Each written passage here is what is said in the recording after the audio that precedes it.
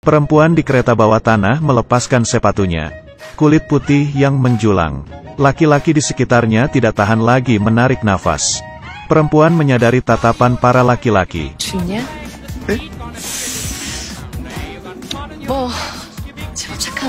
Para laki-laki langsung memberinya jempol. Setelah itu kelakuan perempuan itu semakin besar. Melipatkan kakinya yang kurus. Posturnya sangat menawan. Di saat bola mata laki-laki itu seperti sudah mau keluar. Kakinya mengeluarkan amarahnya. Keluar dari kereta, perempuan itu berjalan dengan santai.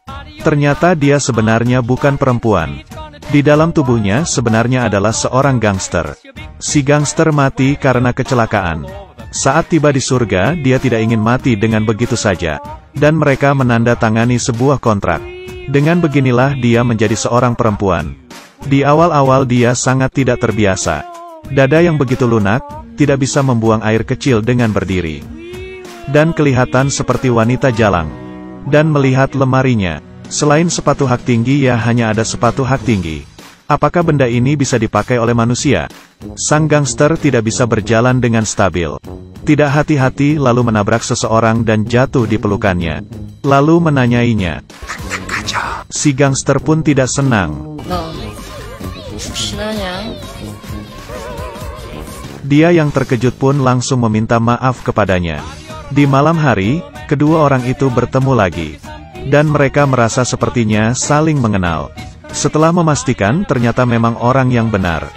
Dia pun langsung memeluk si gangster. Kedua orang semakin dekat. Si gangster itu tidak bisa menghindar.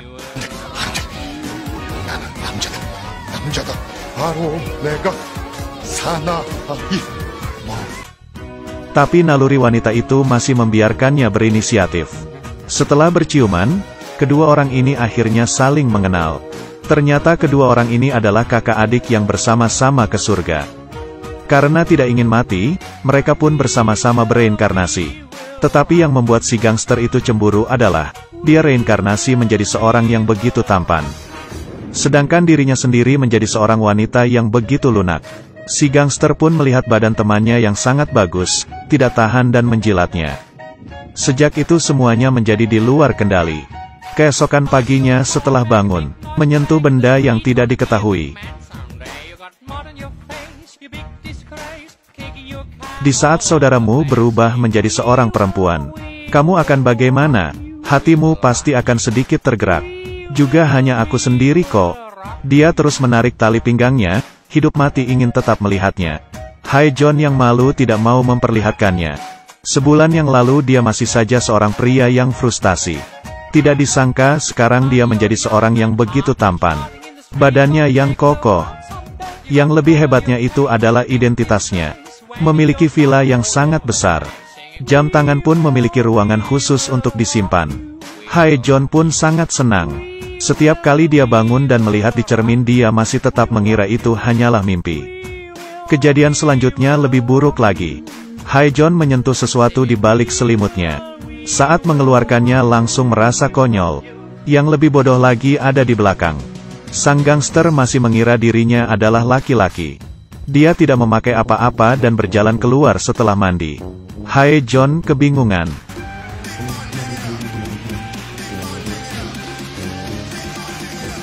Demi kepentingan nyawanya, Hae-Jon memutuskan untuk membelikan kakaknya pakaian. Sang kakak matanya langsung tertuju ke sepasang sepatu yang begitu keren, dan menghela nafas. Hae-Jon pun langsung menggendongnya pergi. Lalu datang ke toko baju khusus perempuan. Setelah beberapa menit, sang kakak menjadi seorang yang begitu menawan. Heels dan terusan ketat hitam. Hae-Jon pun senang. Sang kakak protes. Boleh gak tidak perlu memakai stocking? Barang ini nyangkut di tengah-tengah bokong sangat tidak nyaman. Hae-Jon yang mendengar itu langsung membayar dan membawanya pergi. Siap sangka harganya ternyata 9 juta won.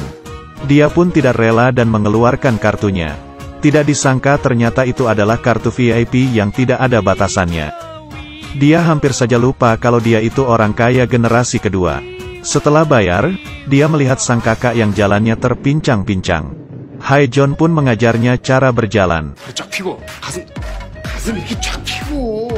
엉덩이 좀 빼고 이렇게, 응? 이렇게. 이게 가장 아름다운 자세. 이렇게. Ujung-ujungnya masih tetap saja gagal. Tiba-tiba sang kakak teringat dengan sebuah kamera. Dia memohon Haejeon untuk membelinya.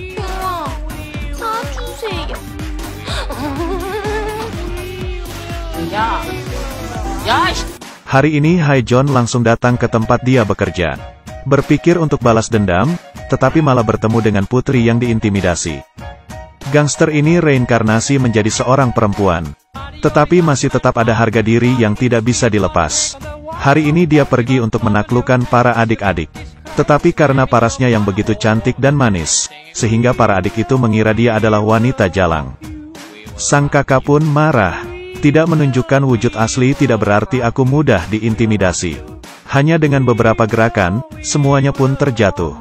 Tetapi hal yang sebenarnya terjadi adalah sang kakak digendong oleh si adik keluar. Berubah menjadi wanita, tenaganya pun juga menjadi lemah. Sang kakak sangat tidak berdaya. Dan di waktu yang bersamaan Haejeon datang ke perusahaan untuk membalas dendam bosnya. Di kehidupan sebelumnya, dia selalu kerja hingga lembur di kantor. Gajinya pun tidak mendapat hingga setengahnya. Dan juga seperti anjing selalu menemaninya pergi minum alkohol dengan pelanggan. Di hari pemakaman mamanya itu, si bos bahkan menganggap istrinya seperti seorang pelayan. Di saat itu dia sudah menahannya. Sekarang dia sudah mempunyai identitas ini dan dia sudah tidak takut lagi. Dia menghalang jalan si bos itu. Akhirnya puas setelah memaksa kepala bos memberinya hormat.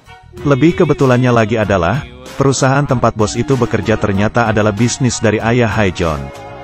Di keesokannya, langsung menjadi bosnya si atasannya dulu itu. Dia mengintimidasi atasannya itu. Atasannya membawakan kopi, dan dia tidak ingin minum yang sudah dingin. Melihat atasannya yang ingin marah tapi menahannya, dia sangat puas. Dia juga ingin terus-terusan membalasnya.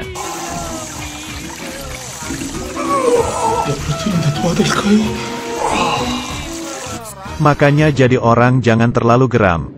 Sering berjalan di tepi sungai, tidak mungkin sepatu tidak basah.